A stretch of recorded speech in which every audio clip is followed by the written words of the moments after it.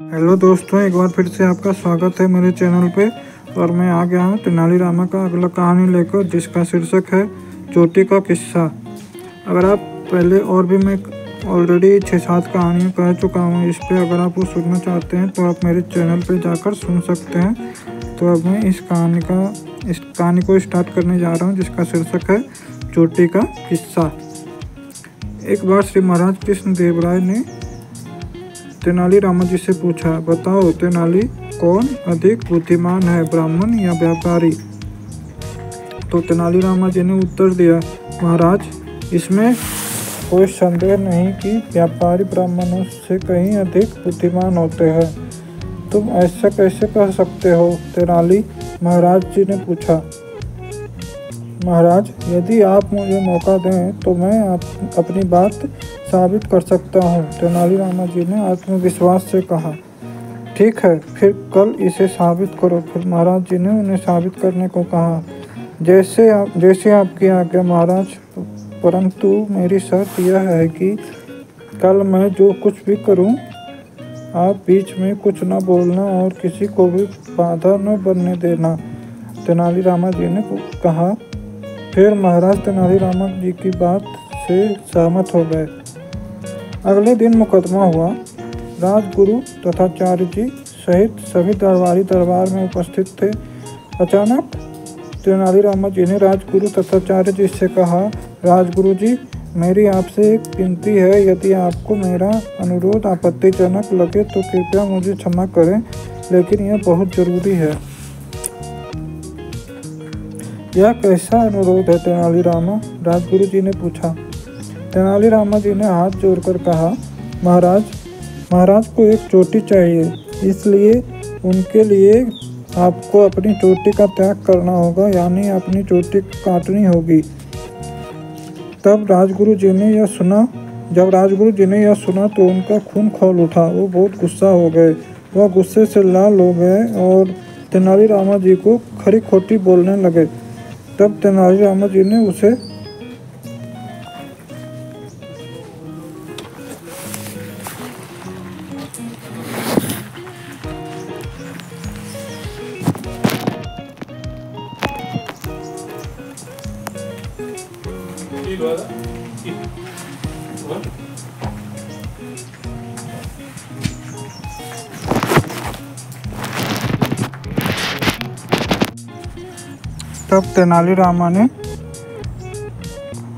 तब तेनालीरामा जी ने उन्हें सांत्वना देते हुए कहा, आप इसके बदले में थोड़ी सी कीमत मांग सकते हैं, लेकिन चोटी काटनी होगी क्योंकि यह महाराज का आदेश है। फिर राजगुरु जी को एहसास हुआ कि वह महाराज के आदेशों की अवहेलना नहीं कर सकते। फिर चोटी का क्या है, कुछ ही दिनों में यह वापस उग जाएगा। वो बदले में कुछ सोने के सिक्के मांगने के बारे में सोचने लगे। एक पल सोचने के बाद उन्होंने कहा, ठीक है, अगर यह ज़रूरी है तो मैं अपने बाल काटने के लिए तैयार हूँ, लेकिन इसके बदले में मुझे 5 सोने के सिक्के चाहिए। खजांची को सूचित करके खजाने से 5 स्वर्ण मुद्राएं निकालकर राजगुरु को दे दी गई। नाई को बुलाया गया और उनके बाल कटवाए गए। कुछ देर बाद उन्होंने शहर के सबसे बड़े व्यापारी को बुलवाया। तेनालीरामा जी ने उन्हें भी यह बताया कि महाराज कृष्णदेव राय उनके बाल काटना चाहते हैं, इसलिए उन्हें अपनी चोटी काटने की ज़रूरत है। व्यापारी ने कहा, मैं महाराज के आदेश की अवहेलना कैसे कर सकता हूँ, लेकिन मैं बहुत गरीब आदमी हूँ।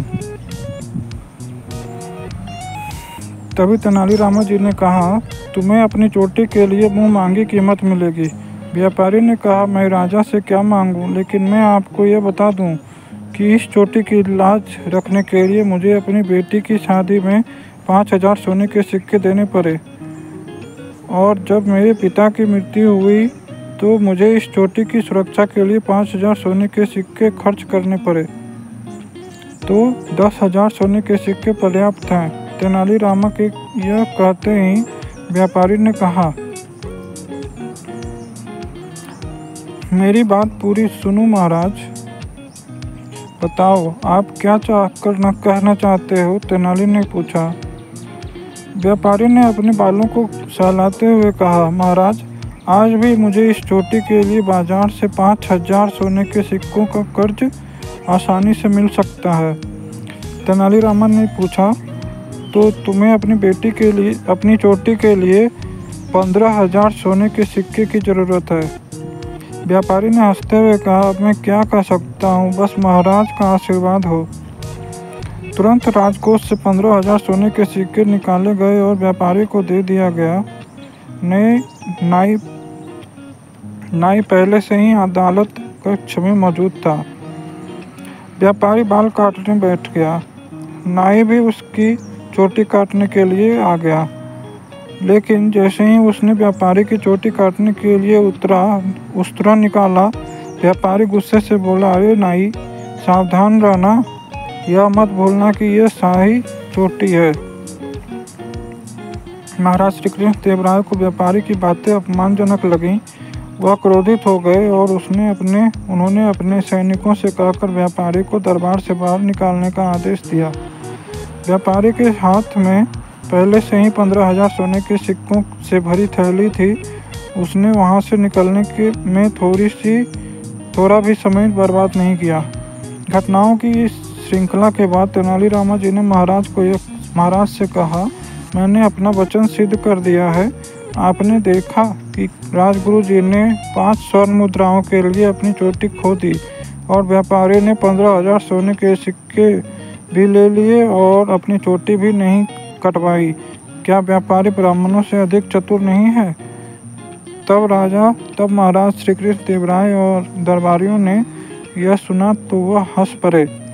तो यही था ये कहानी। अब यहाँ पे कहानी ख़त्म हुआ। और अगर आपको ये कहानी अच्छी लगी हो तो प्लीज़ वीडियो को लाइक करें, कहानी को शेयर करें और मेरे चैनल को सब्सक्राइब ज़रूर करें, ताकि आने वाले और कहानियों के लिए भी आपको ज़्यादा तकलीफ़ ना हो और आप इसे सुन सकें हमेशा। और तब तक के लिए, अगली कहानी तक के लिए वेट करें और अपना और अपने परिवार का ख्याल रखें। सदैव खुश रहें, सुरक्षित रहें, स्वच्छ रहें, हमेशा